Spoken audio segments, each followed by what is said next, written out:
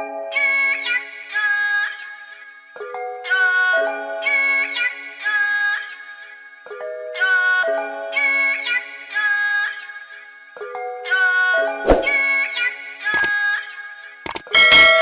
was just patient, never try skating. Fuck niggas hating. The times when a man can get a woman's phone number and take 3 to 6 days to reach out to her to build interest, far too gone. Okay. Women are aware that there are dating coaches online that teach men to take 3 to 6 days to reach out. And when she feels this energy from a man, she automatically knows what his angle is. And there's only two options. It's either that you're taking advice from online dating coaches because you lack self-confidence, or because you are taking manipulative tactics, and the manipulative approach, and you're trying to make a woman chase after you and all of this good stuff. And it's just a dated, mind game. And I've done it as a kid, so I can speak from experience that when I meet a woman, I wouldn't play this game because I already know that she'll have me mapped out. And in addition to that, women have so many perceived options, and I call them perceived because, it might be 100 guys that are approaching her, but if she really was to sit down and weigh her options and her compatibilities with each man, she probably only have like 7. But that's her job to find out, not mine. But my thing is, being that women have that many options available to them and men who are pursuing them on a regular basis, you taking 3 to 6 days to reach out to her, she probably just block you. She probably have your number deleted and say, who is this? She probably be met with the guy who has higher interest or shows higher interest, and therefore you just wasted your own time. And if she gave you your number and all of this good stuff, then you had a shot and you blew it. And that's just how I view it. It's just my personal theory. I'm not right or wrong. It's just my personal theory on it. Okay, so to get to the point of today's video, though, as far as why would a woman never initiate contact with you, but she responds when you reach out to her, and she might even respond quickly.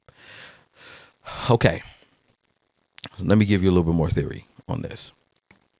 So back in the Stone Age times, men were the hunters, and the gatherers were primarily the women, so the hunters would go out there, gather the meat, the food, kill the boars, whatever, the cows. And then the women would gather the fruits and the vegetables and the other stuff to go along for the feast for the evening.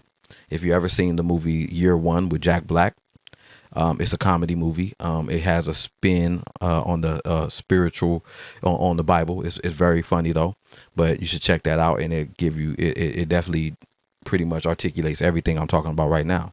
It took time. It took place back in the Stone Age.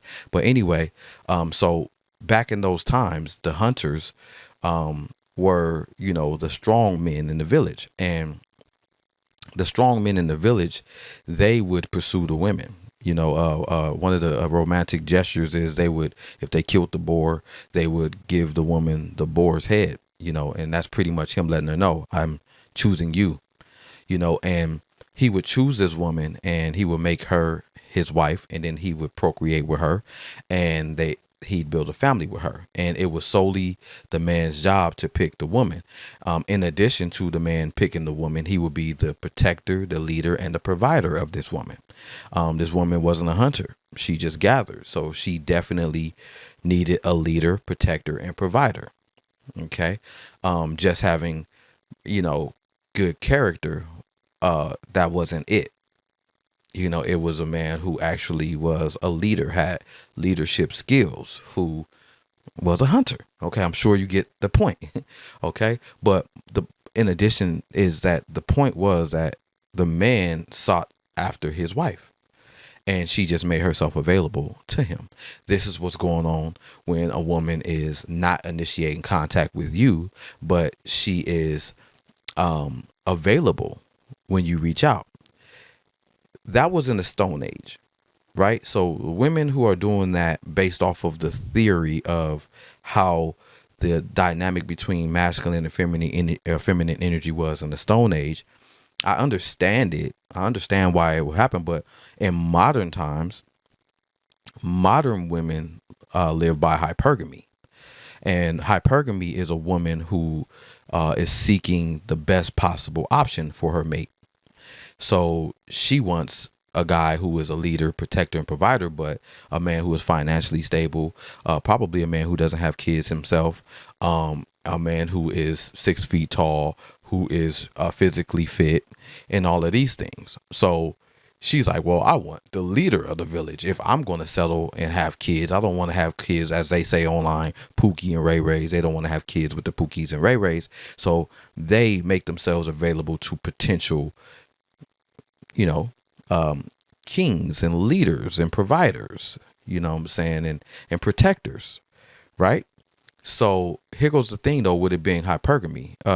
There's an imbalance already going on because hypergamy is not a traditional woman trait, because as I said earlier, in the Stone Age, the man would seek after the woman. So now women are seeking after the men. They are fishing through men. They are approaching and pursuing the next best thing. So when she is with you, you're a pastime activity in case something better comes along. So a man knowing that modern women live through hypergamy, and she's not going to settle for the ordinary day to day, hard 9 to 5 working man. Him pursuing her would be in vain because all of his energy would be pretty much as used as pastime entertainment until something better comes along. And so this is why men in modern times, men are like, I'm not pursuing any woman, especially under the circumstances that she doesn't reciprocate your attention or your energy, right? So, you're trying to get to know somebody and you're like, she ain't gonna reach out to me, she ain't gonna call me, she ain't gonna let me know she think about me, she ain't gonna show me genuine interest, she's not gonna reciprocate my energy, bare minimum. And we assume as men that, okay, she's not interested, she doesn't view me as him, she doesn't view me as the one, she doesn't view me as somebody worthy of her letting me know that she's rocking with me like I'm rocking with her. Okay. So the crazy part about it is modern women want to live the soft life, just like back in the Stone Age, where the woman was pretty much just the one who cooked and cleaned and all of that stuff, right? But she is looking to be spoiled and taken care of. But the caveat to this, and the warning to this, is that if you live a more modest or ordinary life, she will always be available to something better, which I said, and there's no loyalty in that. Okay, so all of a man's pursuit benefits the woman, because she's able to sit back, collect free and endless validation and attention from from men who she really isn't genuinely interested in case one of them end up being the highest quality or valued or top tier guy, right? And so you run the risk as a man to pour into a woman who will allow you to spend money on her, who will allow you to invest your time and energy into her, simply to pass time until the best possible option comes around. Okay. I'm going to go a little bit further on this because I wanted to make sure that we clear on the thought process behind a woman thinking that the man is the pursuer, and that's strictly a man's job. We don't pursue men, she says, they say. Okay. Now, what type of woman deserved or was sought after back in these times? Like, what qualified a woman to get this kind of treatment where, and I don't mean treatment, but, attention, or a man who was of a high stature who was pursuing her, even though her life's purpose was to be a helpmate to a man and just a gatherer, you know, referencing the Stone Age. Well, this is going, you know, it's going to trigger a couple people. But back in those times when the man would pursue a woman, he probably looked for these qualities right here. Number one, theoretically speaking, of course, and even to today's standard, a woman who was physically fit and has stunning beauty. Okay. Number two is no kids by another man. Okay. Low body count, spiritually disciplined, submissive to a fault. Yeah. Not submissive, but only to the right man, or not. I'm not submissive because I don't live a soft girl. Submissive to a fault. That was the kind of woman that a man pursued. Okay. She was a homemaker. Obviously, she cooked, cleaned, and took care of the household while he was out working in the fields or whatever. Nurturing at heart. So she catered to her man, and to the kids, she made sure that they were well taken care of. Okay. That was the type of woman that a man would pursue and make his wife, theoretically speaking. You know what I'm saying? Modernly speaking, this is what you get from a modern woman that believes she is entitled to this traditional man. She has multiple baby daddies with multiple kids. She doesn't cook or clean. She isn't submissive and likes to debate anything a man says. High body count and boasts about being outside. I'm outside. Yeah, I hate it home. Glorilla, Lotto, you know, Cardi B, Meg Thee Stallion. Yeah, that's all she listened to. Okay. She's verbally abusive towards you and the kids. You know what I'm saying? I mean, I've heard women call their kids names that I'm thinking to myself, if she grows up and a man talk to her like that, she's going to think it's okay because mommy talked to me like that. But this is a modern woman who's talking to her kids, telling them, shut the F up, sit your fat A down, and little B, and all this stuff like that. It's like, whoa, why are you talking to the little people like that? That is not nurturing. That is not nurturing at all. When I hear that, I have zero interest in a woman who talks to her kids like that. Zero. I would go as far as say negative 100. I just lose. I'm out. There's zero nurturing spirit in this woman. And you've been having a selective nurturing spirit. Oh, well, I made sure that they eat. I made sure, don't worry about what don't tell me, don't worry about it. If I'm going to be a protector, provider, and a leader of something, I'm worried about it. Come on now. Holla if you hear me. Okay. So, she doesn't have a moral compass. Therefore, she isn't a spiritual grounded person. If you outside and you hate it home, and you outside chick, get some outside, fill in the blank. Therefore, promiscuous. Therefore, high body count. There's no spiritually moral compass or spiritually groundedness to this woman. But she's entitled to a traditional man.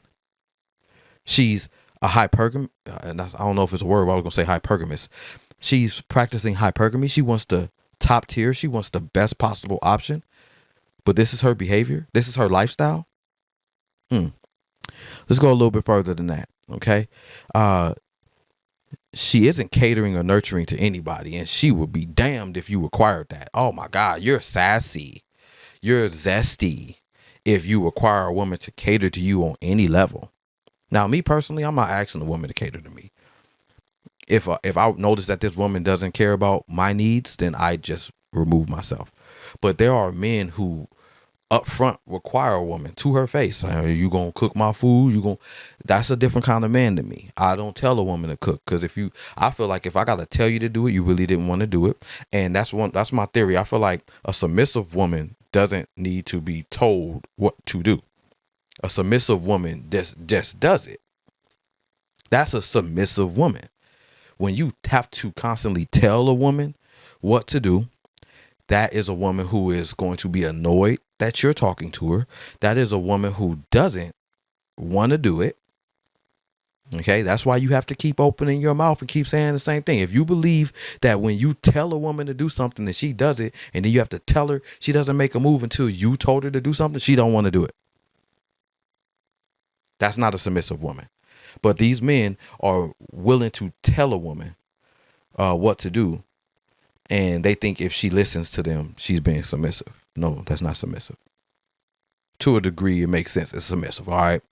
I mean, she's submitting to your authority. But a submissive at heart, a woman who's submissive at heart, she's going to be doing it already. She doesn't have to be yelled at. She doesn't have to be commanded or demanded or anything like that. She's already doing it. She's submitted to her purpose in your life. And I'm not saying that I believe that's a woman's sole purpose either.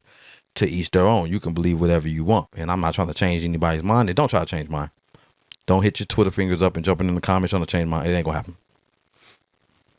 Okay? So they run with the leader, protector, and provider narrative because it benefits them. Yeah. They run with this narrative. They heard it somewhere online, and because they weren't living in a stone age, they heard it online. Some preacher told it to them in church, and then they run with this narrative because it says, yeah, I want to be provided for. I want to be protected, and I don't really want to be led, but I want a leader. Yeah, I want a leader, but I don't want him to lead me. I just want him to have leadership skills, and I want him to respect my opinion, and I want him to let me do some of the leading sometimes. You know what I'm saying? So back off of that position. I need him to be compassionate and understanding and have a little bit of wiggle room. Let me do a little bit of the leading too. Okay? Other reasons why she doesn't initiate contact with you is that she has low interest in you. Now I'm getting to, outside of the traditional woman, right? I'm tapping into the modern woman. So a woman who has low interest in you is probably because she doesn't feel like you're that one. Well, there's no way you can be the one when a woman is cycling 10, 20 guys. You know what I'm saying? The possibility that you're going to run into another man who, or that you're going to be competing, you as the man are competing against another man, extremely high. And especially with the modern men in society now where they are over pursuing a woman. I'm talking about double texting and double calling. I'm talking about paying for everything. I'm talking about before he takes her on the first date, he want to get her nails done and feet done and hair done and buy her an outfit to take her on the date. Men who are over pursuing a woman, you ain't got no chance up against that. If this woman is looking for and what's in her brain as the top tier, the best possible option, that equates to a man who is applying the most pressure, who is chasing her the hardest. Now, here goes the problem. Another caveat. You over pursuing a woman doesn't gain her favor. If you knew that, would you still do that? I like that. It rhymed. If you knew that, would you still do that? Okay, if you knew that over pursuing a woman didn't put you in a higher position, yeah, you have more access to her. Of course, everything you do benefits her. This is a one-sided relationship or situationship if she isn't your girlfriend. But of course, you're going to have access to her on a regular basis because you are over pursuing her. And she's just soaking it in. Oh, girl, I got drinks for free 99 last night. Oh, yeah, James took me here, and she's bragging and boasting. And you're thinking, yeah, I want her to brag about me. Yeah, I want her to tell her friends about me. Yeah, I want her to feel good about me. We all do. That's no judgment. We all want the woman that we like to like us, right? We all want her to feel proud to be entertained by us, pursued by us, right? But the problem is we're dealing with a modern woman. We're dealing with a woman who isn't that top tier woman. You know, if you want to do right all night, woman, you got to be a do right, all right, man. Yeah, I like to hit him with a little interlude real quick. But my point is that let's turn that around. You want to do right, man? You got to be a do right woman. We don't want to chase no woman that's for the streets. We don't want to chase no woman who ain't got nothing going on in her life. We don't want to chase no woman that's only going to use me for everything I got. And the second I say no, she throws a temper tantrum. Who pursues that? We don't want no woman who's yet on the phone yelling at her kids and calling them out the name.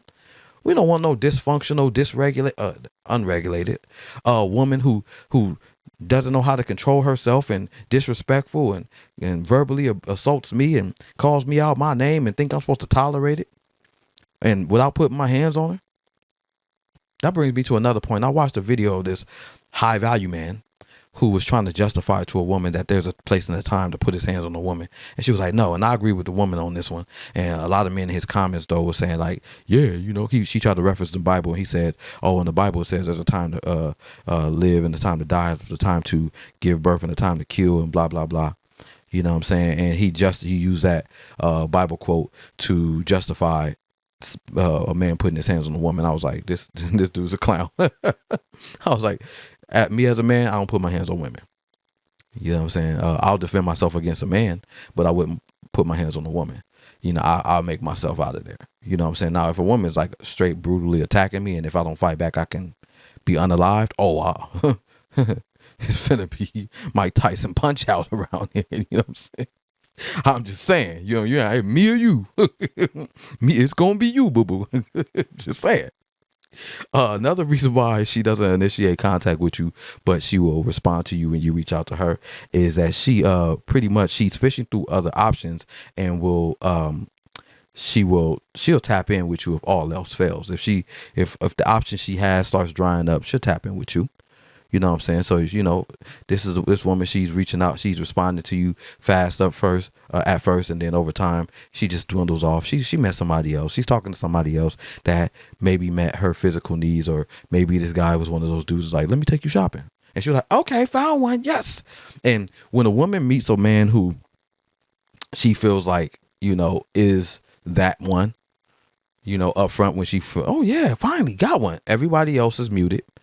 That's how she works. She focuses in on this guy because she needs to obtain him. She needs to conquer him. She needs him to believe she is wifey, but she's a modern woman. So that's why men like you who didn't over pursue the woman, she didn't block you yet. She'll still entertain you and let you reach in. Yeah, because I don't know about him yet. He might find out that I got 6 baby daddies and 12 kids. Being dramatic, of course, but you know my point. He might find out that I'm just using him, and let me see what I can get out of him real quick, and don't go nowhere. So I'll respond to you once every 3 days. You know what I'm saying, boo-boo? Somebody out there heard me. Okay. Another reason why she doesn't initiate contact with you, but she might respond still, is basically she'll eventually settle for the man who applies the most pressure. I said this earlier because she believes as a rebound. She believes this as a rebound, that she should date the man that likes her, not the man that she likes. Now, I said as a rebound because she's not getting the man she likes. So, okay, second best option. This man likes me, though. I'll entertain him. But the man I like, I'm still pursuing him. So how that looks is, man she likes, her going this way, and then her going this way, man who likes her behind her. So everybody's going that way. Man she likes going that way, she's going that way towards him, you're going towards her. And when man she like disappear, when the man she likes finds somebody else, when the man she likes discards her, uses her up, she's no good, she stops, you're able to catch up to her, and she'll chitter chatter with you and do whatever with you, because guess what you do? You provide her that validation, that reassurance. You provide her with what that the illusion of you of filling that void. She's living through hypergamy. She's like, okay, well, this is something to do right now. It reminds me of this dating coach out of she was a therapist or a marriage counselor, and she's out of London. And she said in one of her videos online, I wish I remembered her name, but it was a few years ago when I watched this video. Anyway, the point is, married men would come to her and say that one of the 6 reasons that they cheat on their wives that they were in love with is because they thought messing with another woman made them better at pleasing their woman. And I, as a man, knew that was true because in my younger days, I thought something similar. I would mess with other chicks and then it would make me a better lover for my woman. So I justify I justify my infidelity, so to speak, because of this. And it was immature, but it was true. I'm going to tell the truth on the subject. Right. And so my girl at the time, or women, whoever, had to get cheated on because I thought it was bettering the relationship. Yeah. There's still men doing that to this day, and they can justify it to this day and all of that stuff. But the reason why I brought it up as an example is this woman thinks that entertaining a man who likes her as a pastime activity keeps her from running off the man that she likes because she's not over pursuing him. She's not appearing to be desperate. Now she can be nonchalant and he'll realize that I'm not there waiting on him when he reaches out to me, and he'll desire me more. Your boy got a lot of game. Okay? The man she likes has options, status, and the physicalities that she looks for in a man, but he's fishing through options himself. You know what the problem is? I just realized in this video is that, which I'm sure you'd agree, modern women are thinking like men. Now, that's not a light bulb moment, so to speak, but it was like, oh, okay, I get it. If a modern woman is thinking like men, not thinking like physically, like she wants to work like a man or that she can beat up a man, but she's using the math. She's using dude math. She's thinking, I'm looking for the best possible mate. Well, that's what the men would do. He would look for the woman who didn't have kids, physically fit, beauty, nurturing spirit. He's like, that's the woman he went after and he pursued. Okay. Now women was like, okay, well, I'm looking for the best possible fit. I want the dude who's strong, tall, who's wealthy or financially stable, who can take care of me. Right. And she and that's still the mind state of a woman in theoretically speaking, from the Stone Age, you know what I'm saying? But the thing is that the women back then, they were like women, you know what I'm saying? Like the women's women, they were like, by default, they were submissive. You know, by default, they had low body counts. By default, they preserved their womb and didn't have kids by multiple people. And by default, you know what I'm saying? And then they were loyal and committed to this man, you know, and by default, here goes a big one. They allowed him to lead. They allowed the leader to lead. Oh, a woman's going to say, oh, you ain't acting like a leader. You ain't acting like a submissive woman either. You don't have the qualities of being wifey either. You don't think I'm a leader because in your head, I'm not the best possible option. I might be a good leader on the level that I'm at, but you seek a higher level. But what level are you on?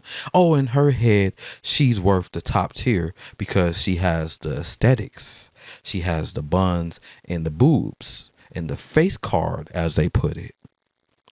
But they don't want you to ask them who they are. They want you to be a provider, protector, and a leader. And then when you say, okay, I'm financially stable, who are you?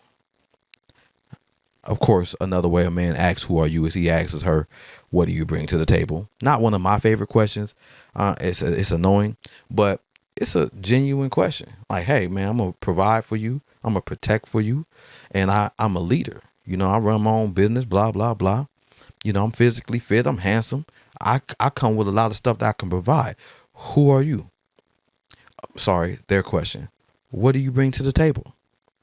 I don't like that. That's a turn off. If a man asks me what I bring to the table, well, I'm not interested. You can't even answer the question. Let me tell you why they can't answer that question. Outside of the obvious is that they don't even know what they bring to the table, or they just don't bring anything to the table but a handout. Maybe a bib. Okay. So they can eat up all your spoils. Thank you. all your steak, everything you can provide. Ooh, that was good. They looking like Marlon Wayans when he was in White Chick sitting at the table across from Terry Crews, where he was like, perhaps a salad. She said, perhaps not. I'll have rack of lamb. Ordered up the whole menu. Okay, this woman wants to run up a bag on you. Okay, that's what she brings to the table is a check, a bill, a couple of bills actually. Yeah. She is a liability. That's what she brings to the table. But a woman who knows how to answer this question. Well, first of all, if a man already knew she was a top tier woman because, you know, how she carried herself. She's physically fit. She doesn't have any kids, or she has very minimal kids, maybe one. That's the minimum you can have. Then he'd be like, okay, right? He'd pursue her. And some men require their women to know how to cook and clean. Me personally, I love to cook, and I'd cook for my woman. So that's not something that is a selling point for me, but I digress. Let me go a little bit further then, so I can bring this video to a close real quick. Because that's a whole other conversation. Oh, man. So what if you were a provider, a protector, and a leader, right? Let's say that's you. You got the money, so you don't need a woman to go have. And you can take care of her and the kids and your mama. And somebody else call you for a loan, something you can hook them up to. Let's say that's your lifestyle, right? Okay. Imagine that for a second. Unless it really is, and you're like, yeah, that's me. But imagine that for a second if it's not you. Would you still, if you met a woman who didn't have kids, who was physically fit, who was still in her youth, so she was young, I mean, I like MILFs. But anyway, for sake of this example, she was soft-spoken, but we got to be aware of this soft-spoken stuff. Caveat, women are using being soft-spoken as a manipulation tactic that gives you the illusion that she is a submissive woman, but she has no intentions on submitting. But she has learned this tactic from some online dating coach. Yep, let me get that to you right quick. So when you hear a woman say things like, I'm soft-spoken, cap, not 100% of the time, but if it ain't a red flag, it's a yellow one. Proceed with caution. Okay, so you met a woman who is physically fit in her youth, doesn't have any kids or the bare minimum, just one, used to be married, whatever, low body count. But this is also something that she's going to claim, because if you ask a woman what's her body count, 100% of the time she's going to lie, unless her body count is really super low. Me personally, again, I don't ask women their body count because I feel like that's a useless question. Because if her body count is 100, and she's probably going to tell me that it's 3 or it's 10 times 10. She might say the times 10. She might have her fingers crossed so it makes the time 10. Anyway, so that's something that you can't prove. There is no Carfax on a woman. So asking her body count, I wouldn't even do, because so what's your body count? Pointless. You'll never know unless all the men come out the woodwork and be like, I'll smash that too. Okay. She claims to cook and clean. You won't know until you eat her food. If you don't like it, you'd be like, this woman can't cook. If you go to her house and it looks like she's stockpiling newspapers from the 80s, you'd be like, this woman don't clean. Okay. She's a hoarder. Okay. And if she claims to be spiritually grounded, maybe she's in the choir at church or something like that. So she's given the illusion that she's a spiritually grounded woman. If you met a woman like this and you are a protector, provider, and a leader, Jerome, how would you pursue that woman? Would you allow that woman to not initiate contact, but just respond to you? Would you chase that woman? I'm going to answer it like this. You can do whatever you want to do. I am not here to tell any grown man how to do whatever he wants to do. It's your life. My opinion on the subject is I would date as if I'm Hakeem from Coming to America. This man, played by Eddie Murphy, intentionally pretended to be broke so that he can find a woman who wanted him for him, therefore having a woman who can stimulate him outside of the physical. outside of her cooking and cleaning. Someone that he can have an intellectual connection with, a spiritual connection with. Somebody that he knew would stay regardless of the financial circumstances. And when life happens to him and he loses his job and gets laid off, she'd still be there. Because why? She loves him. This is a whole different conversation. Okay? When a woman likes you, I'd pursue that woman. A woman who isn't asking me for anything.